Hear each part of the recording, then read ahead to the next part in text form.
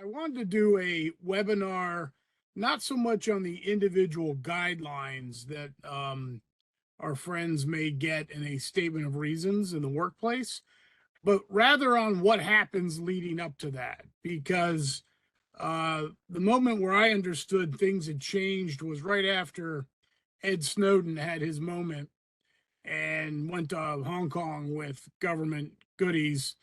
Um, General Flynn over at DIA felt he had to get everybody together in the auditorium. It was a great moment, great leadership on the part of General Flynn, and really ask everybody, which side are you on? Because what had happened in the previous decade and a half or so, 2 decades since the end of the Cold War, is our secure workforce had forgotten that this isn't all about opinions and right to speech and how you want to feel in a lovey-dovey Care Bear sort of world, but this is about international conflict, right? There's a version of March Madness going on every day across the globe between different nation states that are vying for advantage in the international marketplace. And you're either on our side or you're not. And our side is the American side. That's how security thinks about it. So once I realized that, and that was a long time ago, that was 2013, I started to work within the programs that I was involved in the intelligence community, and then later here at Tully Rinckey with our clients to help particularly younger members of the workforce or older members whose memories have gone a little light, exactly what it means to work in the secured workplace. So with that, Lachlan, you're our presenter today. So over to you for some questions. Yeah. So, Dan, as we're discussing today the classified workplace and how the service member, the employee, the contractor kind of fits within that space, what can you tell the audience about your experience as a naval officer, federal executive, and intelligence officer over the past 41 years? Well, the big thing there, Lachlan, is change. When I got my first clearance, which was just at the confidential level in 1983, my dad was my commanding officer. I was a midshipman at Cornell. We didn't have any access to classified information during the year, and we went off on like fun cruises in the summer. We never really got exposed much there. They would upgrade you to a secret if they had to, but they felt they could do most at the confidential level back then. But actually, I understood almost nothing about my processing. And during one of those tours of duty, I was the security manager for basically everybody east of Suez during Desert Storm. I had a great chief, and I did SF-86 processing for all these staff members and such. And I really had no idea what I was doing in that job. Wonderful thing about the Navy, you can spend 12 months of your life diligently working away, get awards and medals, and have no idea what you were doing in that job.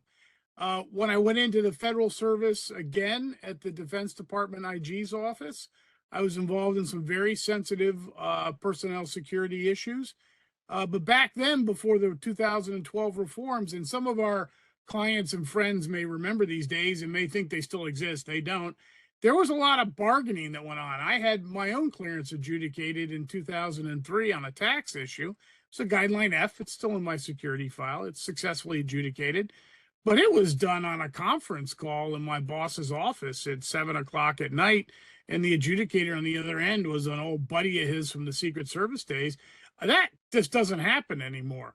And then when I went to the intelligence community, I learned a lot about this. I had direct supervision over security clearances when they were used for reprisal when I was on Clapper's staff.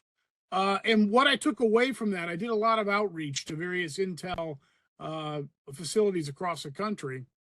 And what I took away from it is that the security managers and security officers are really conflicted. They can't help the clients as employees understand the process because they're in an enforcement role as well.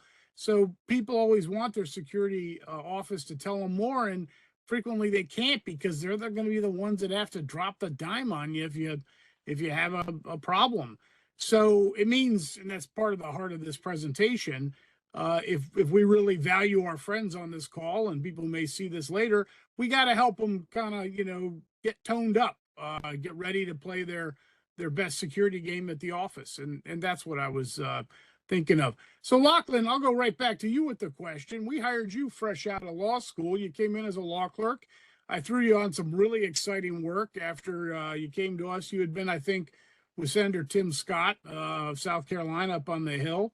And I know I do remember the DIA trip when I took you over to your first secured facility, and you've since then followed up at DOD and CIA. What is your impression of the classified workforce, coming to it from somebody who was an outsider and just starting to learn how to help people through this process? Yeah, it's a good point because right after law school, I've never had any exposure to a classified environment. But kind of what I've learned is that the classified workplace and really the security apparatus as a whole is an environment unlike anything else in the federal workplace. Being in that environment mandates for the employee the utmost precision and attention. And that's just not the case in an environment where security is not a concern. In a position outside the classified workplace, for example, you don't really have to be careful with things you do outside the office. But in the classified workplace, it's just a completely different animal to the effect that you have the security, the adjudicative guidelines that are in place, and they essentially are governing all the activities of the employee, of the applicant. And so it's not just activities that are within the workplace that you have to worry about. So whether you're currently in a classified position or you will be applying to one in the future, you have to remember that everything you do, even on your own time, really affects your eligibility. So, speaking about eligibility, how does eligibility for access to classified information really impact the workplace in a manner different than, let's say, Title VII or the EEO laws or the rights under a collective bargaining unit? Nice segue from your answer to my question into the next question. I thought that very mediagenic there of you. So this is a continuing problem because as Americans, and this is an American problem, we're taught in the workplace our Title VII laws, our training laws, what it means to run a workplace under the principles of diversity, equity, and inclusion, to use a modern buzz term, DEI. So many people will come to me and say, what are my rights? Well, there are some administrative rights in security clearance law, but really this is a system of privileges. And not to get too into the weeds, but all of the decision making on this, for the most part, is under Article 2 of the Constitution, right? So let's remember, I'm just a bill up here on Capitol Hill. Article 1, the premier institution in the Constitution, is the Congress. Why is it number 1? Because the people, we the people, express their sovereignty through the Congress. It's not expressed through the president. Sorry, people, that's a modern doctrine. So back to Mr. Madison, Congress is number 1 because that's how the sovereign speaks in the American system, right? We have no king in America. The people are king in America, and all men and women vote. And when they vote, it's Congress who represents them. Article 2 is the executive, who's there to be the chief magistrate and to execute the laws that Congress passes. And then Article 3 is the judiciary, which then after there's an execution of the laws, has review of judicial review when things go wrong. And lawyers are practitioners of a dismal science because we come in when there's a problem. You don't go to an attorney when everything's going well. You go to them when there's a problem. So Article 3, everybody understands. That's Matlock, Perry Mason.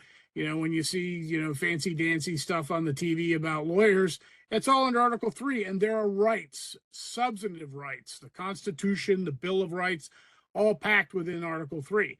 Article 2, where the security clearance stuff lies, is really the wild, wild west. There's deep discretion on the part of security, which is why you as an individual cannot bring your EEO training or your union labor training into a security environment. That will turn security off. It provides you no extra protection, and you really will have failed in your mission to keep your job. and you can go ahead and sue and say you were discriminated against in the security process. And if you find a due process violation, you can go to U.S. Federal District Court, and you can be one of the 3 or 4 cases that successfully gone to court since 1978. Okay, it's a very dismal task. So for security cases, what you are looking at is how do you figure out a way to live in a manner that you are determined to not be a security concern by the security bureaucracy. Security concern is a term of art. Okay, there are 13 guidelines you have agreed to live by. If you're coming in for a new clearance, you are agreeing to live by them in the future. We know you will have not lived by them in the past because there are 13 guidelines that most Americans can't live under. That's why you're exceptional if you're in the cleared workspace. And then if you have committed a transgression against the security state, you have the ability to mitigate your abuse. Those are the mitigation conditions that I teach all of our associates here at Tully Rinckey who do security law. I teach them how to provide the evidence necessary to mitigate. But if you are in a condition of having to mitigate, if security is asking you questions, you are already on the defensive. Okay, and in Washington, D.C., inside the Beltway and in the security offices, if you are explaining, you're losing. Okay, it's not the place to be. So this little talk today is about how to get everybody, buffed up so that when they're on the field in the classified workspace, they're playing their best game and they don't have to hire attorneys. So you mentioned these guidelines. Could you explain a little bit more about what these guidelines create in the classified workplace? Okay, so under the Constitution, Article 2, we'll go back to my previous discussion. The president is allowed to have a system of regulating what's called arcana imperii. Okay, arcana imperii is a Roman law term. The precedent from this does not come out of English common law, it comes out of Byzantine imperial law. Guess what, people? This is where you are when you're in the security state. So the president has said to the director of national intelligence, give me some rules to regulate how we handle classified information in the executive branch. Congress has a separate system. Courts have a separate system. So, but the rules, the adjudicative guidelines issued by then Director of National Intelligence, Jim Clapper, it's now maintained by Avril Haines, the new Director of National Intelligence. They are acting not in their role as Chief Spy Master or Chief Counterintelligence Investigator of the United States, but they're in the role of the head of the personnel security system for the president. It's collateral duty. The DNI's office has issued something that is called SEAD 4, SEAD 4. Everybody, we'll talk about a little bit. Everybody should have a copy of that they consult from time to time. And the 13 guidelines in SEAD 4 were put there primarily after there was precedent before 1985, but 1985 was the year of the spy. The KGB 8-hour lunch. And Cuba's spy masters in an organization called WASP. And Chinese weren't really up to speed at that point. They're very good now. The Ukrainians are very good. But back then it was the KGB and WASP 8-hour lunch. We had a record number of people betrayed the United States. Ana Montes just got out of jail, I think, last year. She was the Cuban spy inside DIA. So all the counterintelligence mavens went to work and they mapped out all the behaviors that were leading to leaks.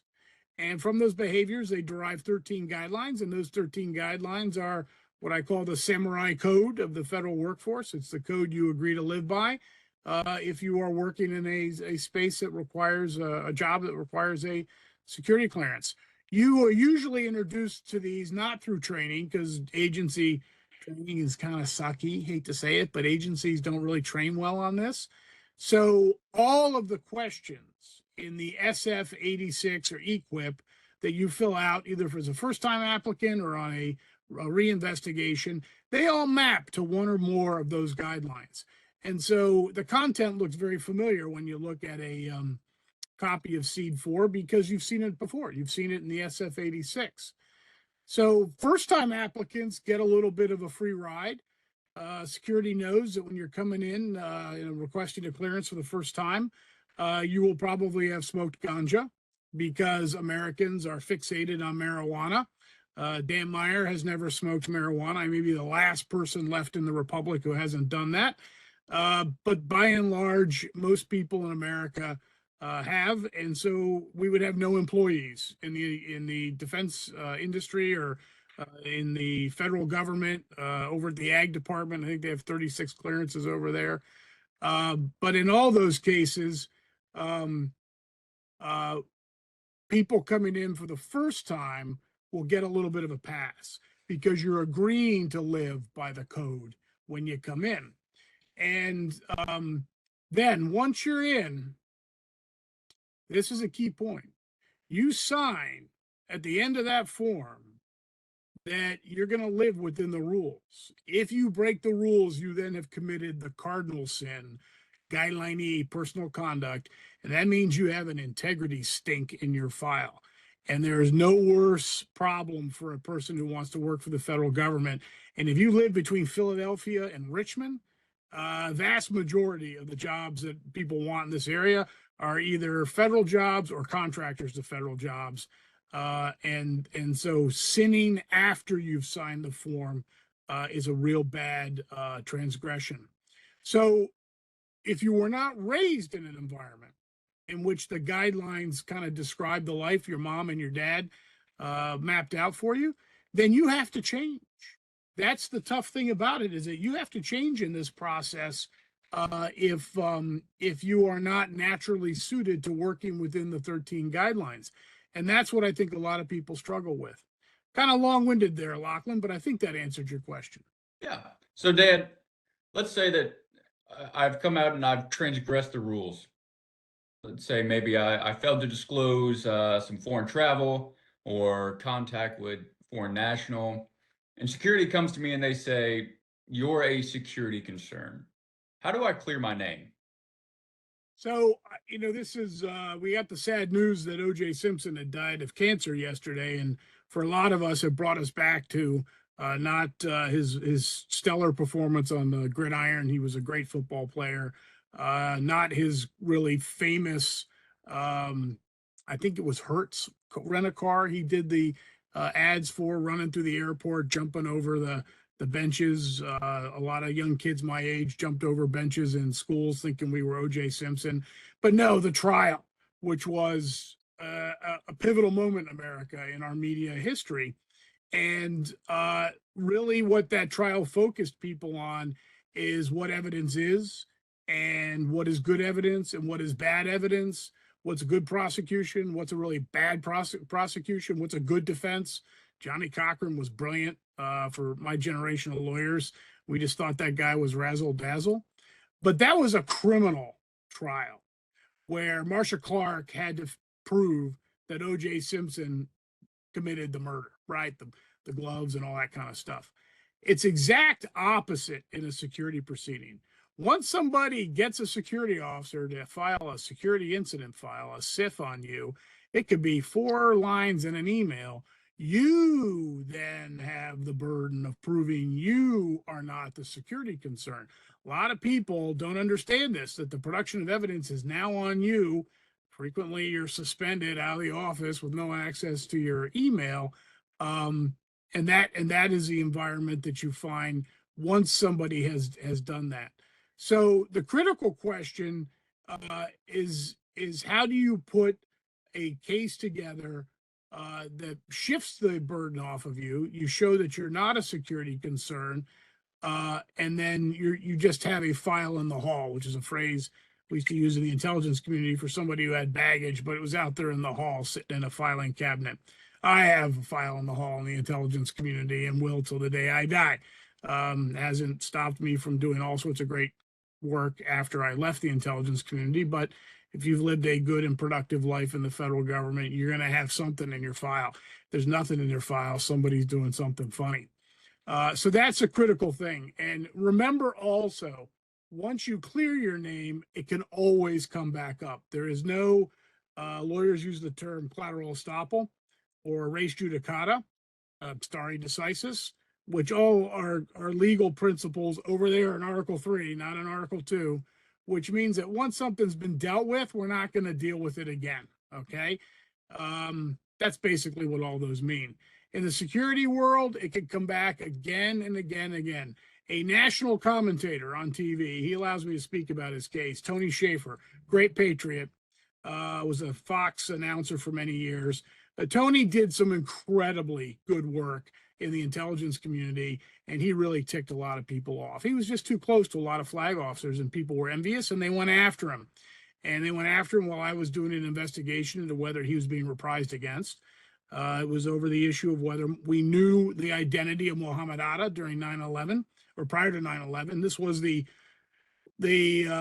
Pearl Harbor moment of my generation. Did we know the attack was coming? Just like people accused Roosevelt of knowing that the Japanese were going to bomb our fleet in Pearl Harbor. And we did 90,000 documents reviewed. I think 90 witnesses were interviewed. And the Army went after my witness, Tony Schaefer, on his security clearance. And when I got that file, I walked into my boss's office, threw the file on his desk and said, one of the items in this security review was from his first security form. It wasn't even called an SF-86 32 years ago. They went all the way back and they had to adjudicate the whole thing. He kept his clearance. Tony did fine. He's a great guy. But if they want to play hardball with you, they can play hardball with you. Dan, one of the things that we first tell our clients is gather the evidence and to send us everything that you have, and so we can start to build that case, since the burden does fall on the employee or the applicant. So how do you prove that you are, quote, security safe?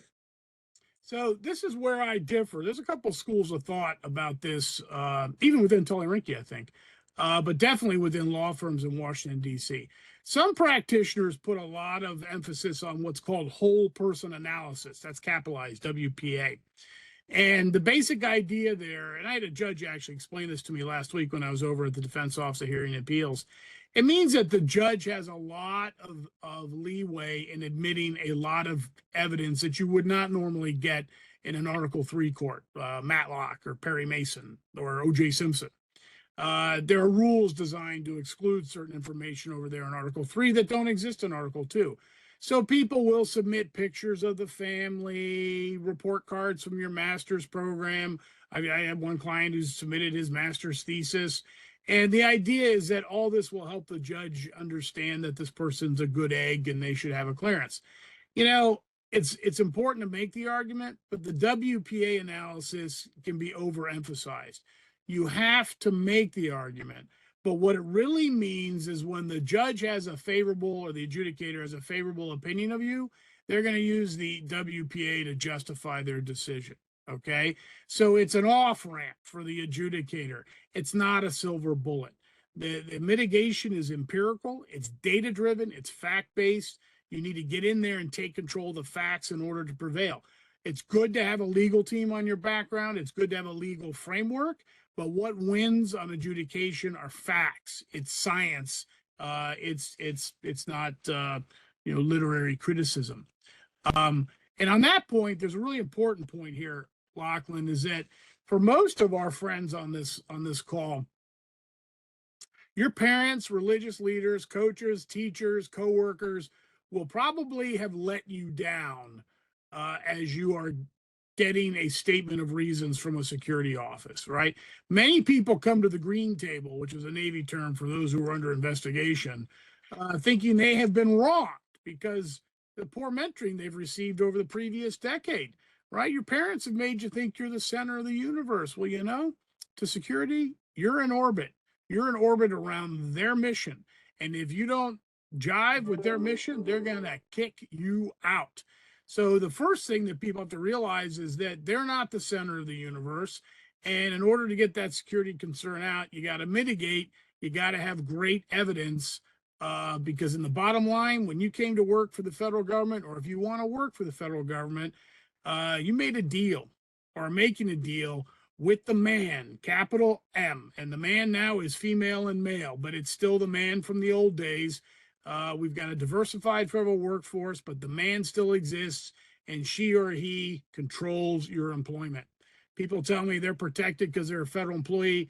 Those rules died about three decades ago. You're practically an at-will employee as a federal worker or a federal contractor. The most reason why most federal employees still feel secure is because they work for lazy managers, right? They don't want to do the paperwork to get rid of somebody. 2 pieces of counseling and you can show an employee the door, but most federal managers just don't want to do it. And that's still the case. That was the case 20 years ago when I was running reprisal investigations in the defense office. So controlling the facts is best done over the long run. You got to begin early and you need to shape your security file to show you are not a security concern. If you've trashed your file prior to applying for a clearance, you're going to need to do double time to get ahead of events. So you mentioned controlling the facts, controlling your file. Could you provide some examples of how someone should take control of your security file? Well, there's a couple of things you need to do proactively, even before you get in a security stink. Okay. The first thing, and I'm astounded, I learned this when I was general counsel for public employees for environmental responsibility. We had a whole national security docket, but we weren't dealing with clearance issues. But I would go in and represent Department of Interior scientists, and we would get into their case, and everything in their case would depend on a reading of the rules and regulations out of the U.S. Code. And to my horror, we'd be getting ready for a hearing, and I'd find out that they had been using a set of rules regarding their job that had been superseded 10, 15, in one case 30 years before. They just motored on like it was the day they arrived at the agency, and rules changed, but they didn't change their reading of it. In fact, they kept the old copies and just kind of went along in ignorance. And that's a disaster for public employment representation. So every applicant or clearance holder ought to review 2 documents, SEED 3 and SEED 4 monthly or annually, the week of their birthday. Okay, don't do it on your birthday. That would make you a real federal geek. But if you read those, it's SEAD 3 and SEAD 4. It stands for Security Executive Administrative Directive 3 and 4. There's a whole bunch of SEEDs, but you're focused on number 3 and number 4. These are the rules that all the agencies have to follow. They're the rules from the Director of National Intelligence, and they're the rules that govern your life. So every year you should take a look at those. Secondly, every 2 years you should order your security file from the Defense Counterintelligence and Security Agency's facility at Boyers, Pennsylvania. Even if you're not under the Defense Department, DCSA is maintaining your file. Okay, it's an old iron mine north of Pittsburgh. They hollowed out a mountain to hide all our records from the Chinese. It's a little James Bond facility on the inside. During COVID, they scanned all their back files, Oppenheimer's files in there, I'm pretty sure. And so when you are under investigation or you are an applicant or you're going through a background investigation, the investigator will call up your file and look at it. So get your file. Have it every 2 years. Check to make sure somebody else's junk is not in your file. I've had that happen. John Smith's a client, and then some other John Smith ended up in the wrong John Smith file. And so your poor client's losing his clearance, and he's not the John Smith who had the credit problem. And then, so once you have those, I mean, getting your security file is just like getting a credit report. You should get it and take a look at it every, 2 years. They won't send it to you more than inside a 24-month period. And then save those on your personal laptop at home in your security file called Jane Doe's security file. Why do you save it at home? Because you might get walked out at work, right? You got to have this at home because you're going to call Tully Rinckey at home after you've been walked out and say, I need help. I need to talk to Dan Meyer. And Dan Meyer's going to say, hey, send me your last security file. And you're going to say, what's that? And I'm going to say, you didn't watch my webinar. You need to get your security file every 2 years. After you get your security file, you read through SEED 4, SEED 3. What's the next steps? So at this point, you got to decide. Are you on the team? Go back to General Flynn's comment to the DIA workforce after Ed Snowden's magical moment. Which team are you on? If you're on the federal team, then you're living by the 13 guidelines, and don't follow all the junk at the water cooler in the office. Everybody's got their theory on security. No, they're the guidelines. Read the guidelines. If you're living by those guidelines, then you're in pretty good shape responding. If you're not living by the guidelines, then you're presenting a liability to yourself. So, and you're going to need at that point to say, okay, what's my war chest? Do I really want to keep my job? If I want to be a federal employee or a contractor for the next 40 years, then I got to start saving some money because I'm using CBD creams, or I'm taking brightly colored gummies, or I'm having high credit card exposure, or I'm dating a foreign national, or I'm drinking and driving. If you're engaging in all those behaviors and you have a clearance, you need to fund a war chest. We have saved people who've done all that. Okay, they're still working in the federal workforce today, but they were ready with a war chest. We got their empirical evidence together, and I have had lots of people come to me and I've said, this is what it's going to take to get you through and save your job, and they've said, I don't have it. And at that point, they're looking at some job somewhere else, not connected to the federal government. So war chest, how much are we talking here? Well, it varies. I'm not going to get into individual numbers, and we compete against each other in the Washington national security market. So you can find cheaper stuff elsewhere than Dan Meyer, but you get what you pay for. And when you're talking about an empirical process, some of what you get on the reason why somebody could charge you less is because there's going to be less evidence. Okay, the law, it's pretty easy to get across the board, but getting your evidence into shape so you can file. I'm working on that today for a client at the National Security Agency.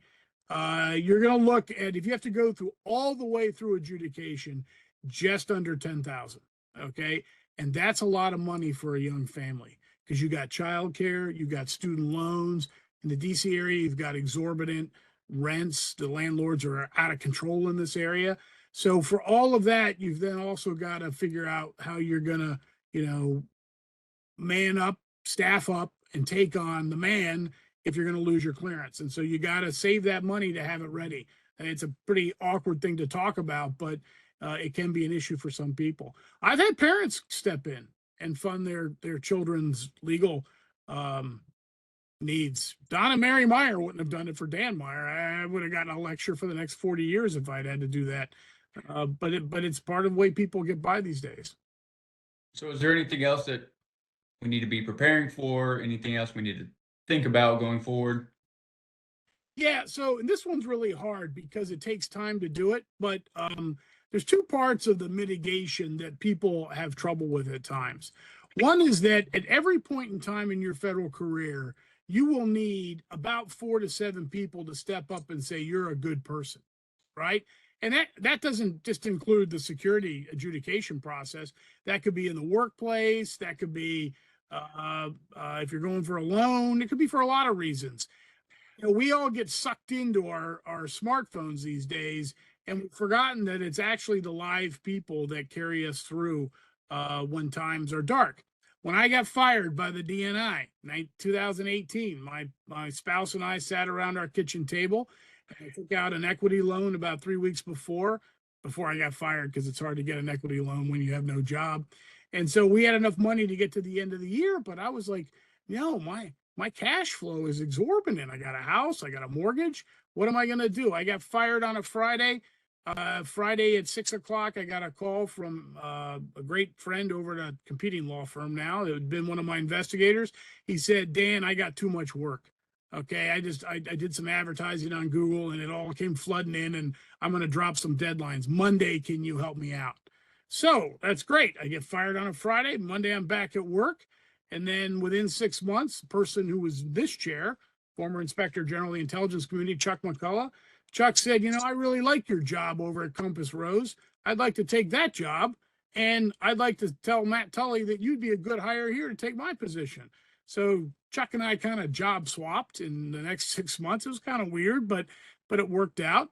And then I was off and running, practicing law again. That all occurred because I had always remembered that guidance from a coach of mine. Always have your 4 to 7 people available. In the security context, that's essential because they're going to be the ones who have to write statements of support, declarations, and you can't go to people as a complete stranger and get these. So that takes time to develop. And then the other thing, which under the guideline L, people are not committed to their communities like they used to be. And part of what security wants to see is that, as a part of whole person analysis we talked about earlier, is that you've worked in the food kitchen, that you've done time in the homeless shelter, not as a resident, but as helping the homeless shelter. They want to see that you're committed to their community. And when I get to that part of the proof sequence and the empirical evidence, it's crickets on the line. It's rare. I mean, I had one client, 28 members of the Episcopal choir in her church did support letters of support. So faith communities are great for that.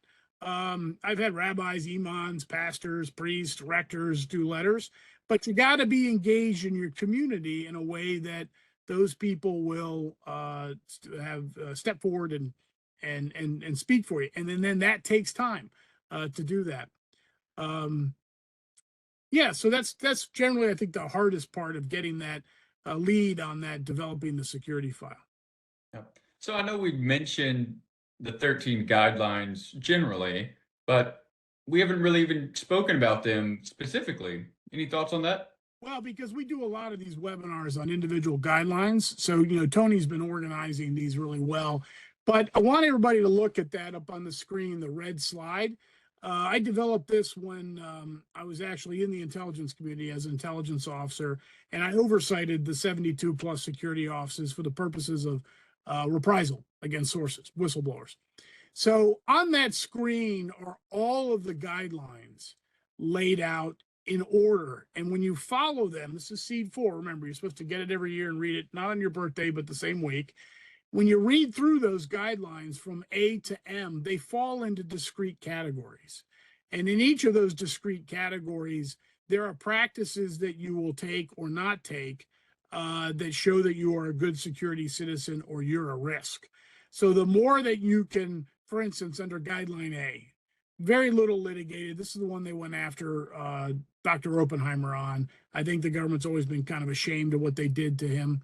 And so there's been very little of that until January 6th. And there's an incredible number of investigations opened on FBI employees right now under guideline A. So one of the proof sequences for guideline A is that you're a patriotic American. Sounds kind of corny, but that's the proof sequence.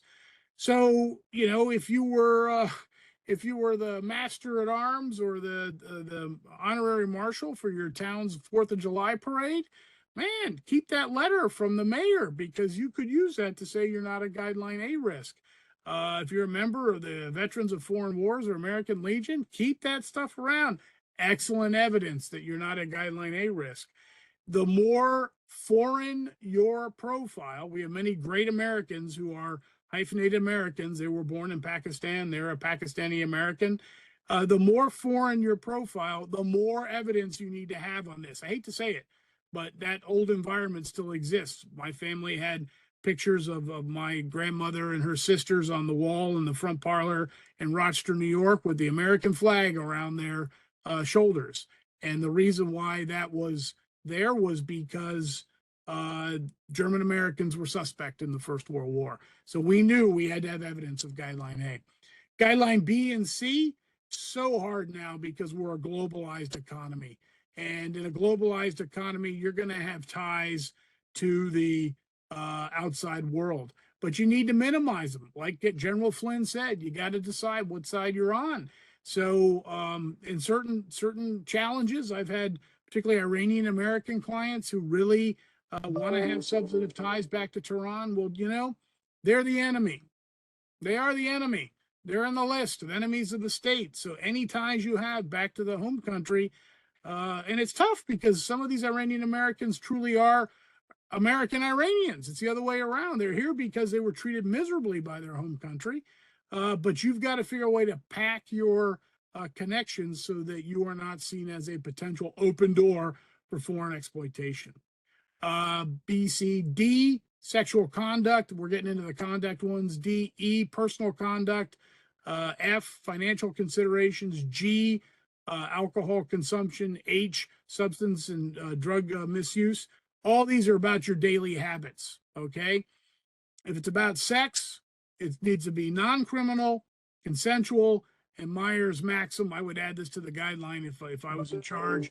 Don't put anything on record, okay? Because even if it's consensual and non-criminal, if there's a record and somebody can post it on the internet, on the dark internet, you can be blackmailed, right? Nobody wants to see that stuff, let alone the individuals who are engaging in it. So that's the sexual conduct side of things. F, financial considerations. I used to tell people keep your credit card levels below 20,000, get it below 12,000, because with automated monitoring, the government's getting tougher on it. And don't owe taxes. Why are you even thinking about working for the federal government if you owe them money? That would just infuriate me as an employer if somebody owed us money, failed to pay their taxes, and then you ask for a job from us. So don't stick your hand in the monster's mouth. Pay your taxes.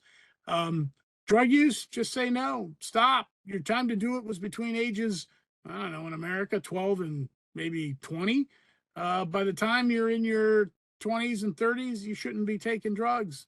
And that means no marijuana. I don't care what state has made it legal. Until the federal government says it's illegal, it'll cost you your security clearance. And on down the line. So that's up through H. I, if you have a psychological condition, the only condition that's an absolute bar is schizophrenia. But manage your doctors. Like, doctors will write things about you that they change their mind 6 months later, and then the record exists. And if somebody gets a hold of it, you're then having to spend all that money to explain that you're not a schizophrenic. I've represented a lot of former schizophrenics. How are you a former schizophrenic? They weren't a former schizophrenic.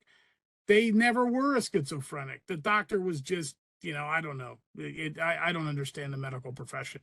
But be proactive with your medical situation, and don't avoid treatment. We've gotten over that. The people used to be penalized back in my dad's day. Dad was a vet, 38 years in the Navy. He had a clearance, very high clearance for many years. And he had some friends who had to leave the service because they had what are now considered acceptable mental and behavioral health issues. J, criminal conduct like E is a joker on the deck. So you smoke marijuana, you're going to get a guideline J trigger on that because it's illegal, right? The federal level, it's illegal. K, handling classified information, whether it is the federal information or your institution, if you're working like for a university, if you're on somebody else's IT system, including this system right here, which belongs to Tully Rinckey, you need to abide by those rules, because if you don't abide by those rules, you're presenting a security risk, right? HIJKL, outside activities. That's more for people who have TS and above. You'll be required to post with security where you're working or volunteering outside. And then the last one, M, don't be cheating people. Don't use download media illegally. Don't sneak a copy of the movie off of YouTube, because that's a security violation. So I tell everybody, buy your subscription to Spotify or Pandora and get your music that way. And that's a quick run through the guidelines. If you agree to live by them, you don't have to keep a war chest, and you'll never have to call an attorney. But a lot of people have to call attorneys because a lot of people don't live within the guidelines. Right. So the question is, if you have previous rejection records, will you ever be able to get a clearance again? Do you have to share the rejection record during a new round of investigation? Hey, get over it, okay? The first thing about a rejection record is it's in the system. So don't think that it's a problem to share it, because they're going to see it. And what they're waiting for is to find out whether you're still comfortable enough with your rejection to talk about it. It's all about how you think up here. So everybody tries to game. What am I going to tell my new employer? What am I not going to tell my new employer? Just put it out there, right? And have a reason to explain why you were rejected and why it's no longer an issue. And yes, all the time. I always use this example. there are two intelligence agencies that compete like brothers and sisters, right? The Central Intelligence Agency and the Defense Intelligence Agency, because they kind of have similar missions in some regards. NSA and CIA do compete, but it's a little bit of a different competition. And I know a lot of people working at one of those agencies who were rejected by the other one and went over to the competitor almost immediately. Almost immediately. Now, there is reciprocity. It's iron and sometimes more in the breach than anything else, because these cats are competitive, right? If you're applying for work at Langley, it's the Goldman Sachs of the federal government. They can have their pick of whomever they want, okay? And DIA's workforce, maybe just a shade below that, right? Because people don't really know what DIA does, and CIA's got all the movies about it, right? How many movies are about DIA? It's kind of sad. They should make more movies about DIA. So they compete with each other, and if you're good and you're squared away, you could get rejected by one, accepted other. And I have a great example of this, which I'll anonymize to protect my clients' confidentialities. But I had a client who wanted to go into a financial services agency in the federal government, got rejected. We wrote the response, and then we lost, and they were all upset. And I said, there's 3 other agencies right down the street who do the same work. Just take the same package and go to the other 3. Second one was encouraging, but said no. Third one, encouraging, but said no. Fourth one, client gets in, maybe 2.5, 3 months later. And it was for more pay. So, no, if you get rejected, just get back in there.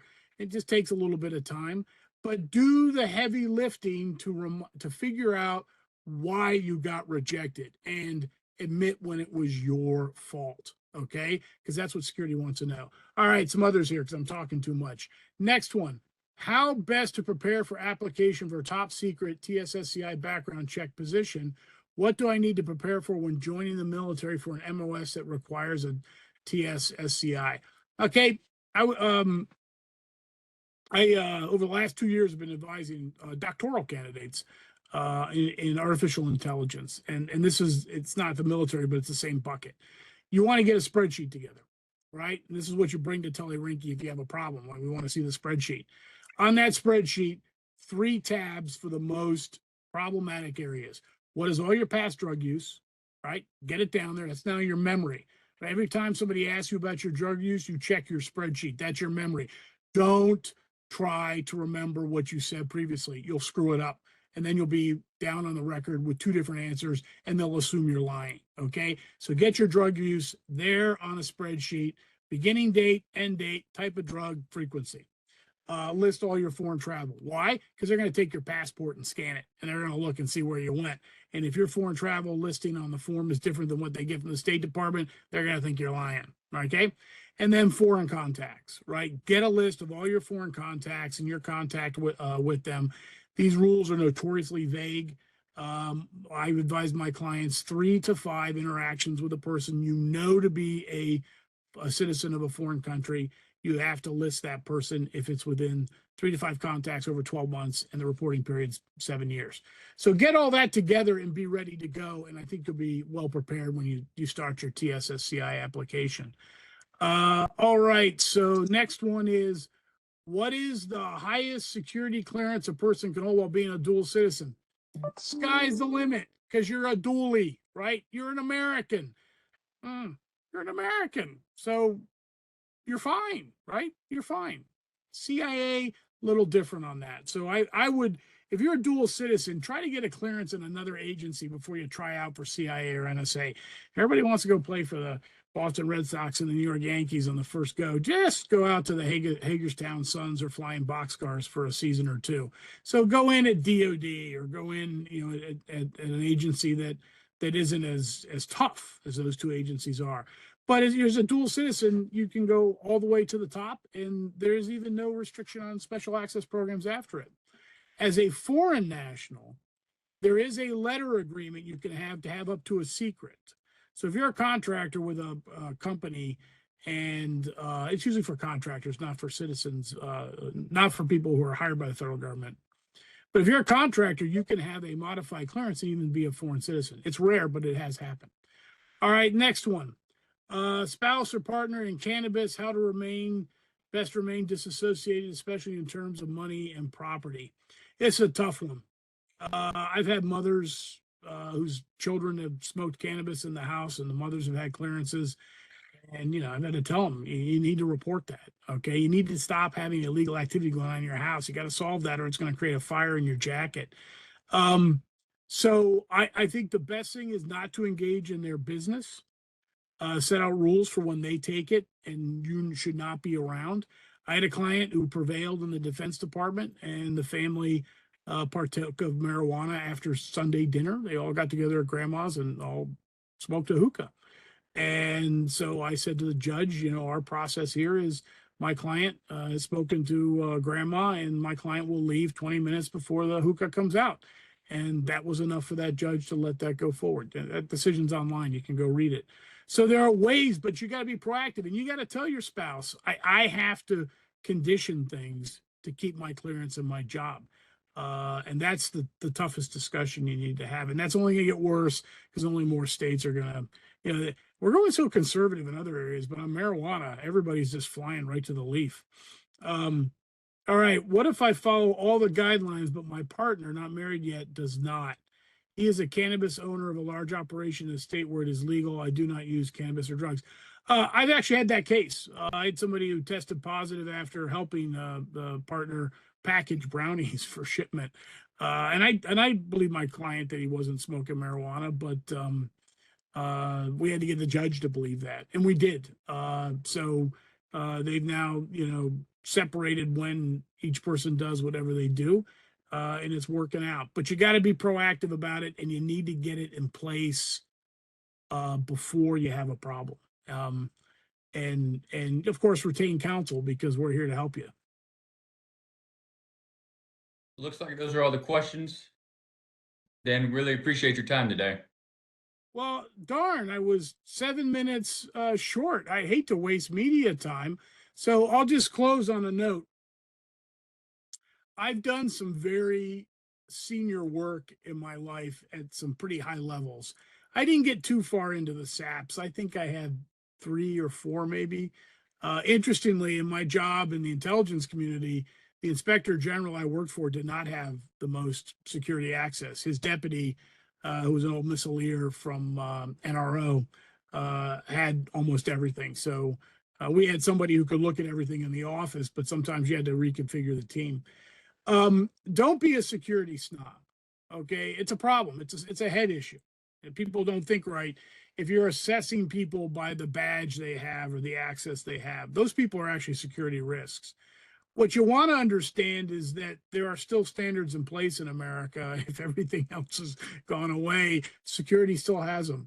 The people in our security offices frequently have denied themselves to get their jobs. Okay. They are the ones who have not smoked marijuana. They are the ones who did not have credit cards. They are the ones who have not, who passed up on a girlfriend or a boyfriend because they were a foreign national. So that GS-12, GS-13, GS-14 reviewing your application has sacrificed for the position they have. And when your file ends up on their desk, they're going to say, why should I give this person a break when I didn't give myself a break? Okay. And they get really angry when I can convince a judge to give you a break, and they would not have given you a break. That happens. But that's the key thing is it's a lifestyle, and you've got to decide to be square. That's what it is. You got to be square. And I'll close on another Flynn story, which I thought was just excellent. I liked Mike Flynn a lot. I don't know about recently, but when he was at DIA, I put him right up there with Petraeus in the best of. I've turned into the Invisible Man here. Let's see if I can get myself back. Yeah. Mike Flynn was the best of some of the people we had. And part of the reason why was that he was so engaged in people's lives and what they were doing. And he was worried that the workers at DIA were not dating properly because they couldn't talk about their work outside the workplace. So what did Mike Flynn do? He opened a little club inside DIA. It was going for a couple of years. And so you could have DIA cleared personnel dating DIA cleared personnel. They date, they get married, they have little DIA babies, and you're off and developing the cleared workforce generation after generation that works at DIA. NSA did this, and they did it successfully in Maryland. Now they're doing it down in Texas. It is a world you are seeking to join. It's not for everybody. Some people like me come and go over time, in and out of the classified workspace, but you have to be prepared to talk about what you've done and what you've done that has been questionable. And I'll close on this point. I have 2 adjudications in my file, successfully adjudicated. It says in my file. One was a guideline F issue. I'll just say it was a tax issue. My spouse does my taxes now, and I haven't had a problem in 20 years. But every time I get interviewed for a new project and I have to talk to an FBI investigator, they say, "How's your taxes going?" And I, give them my spouse's number, and my taxes are fine. The other one was a guideline E personal conduct adjudication, because I took the disclosure to Capitol Hill that there'd been a leak of classified information during the 2012 presidential campaign. It was my job. My boss told me to do it. And the people, I won't say who the individual was, but his friends in Washington got angry with me and went after my clearance. And I successfully adjudicated. So every time I go in for a new level of access, I'm asked how my relations are with that individual. And he's not dead yet, but they're not great. But I wouldn't have changed my behavior at all, because the spillage of information in that case endangered one of our special operations people. So I know exactly where my shortcomings were, and I talk about them, and they've been adjudicated. You just got to get comfortable enough in your own skin that you can protect America's skin. And that's really what the game's all about.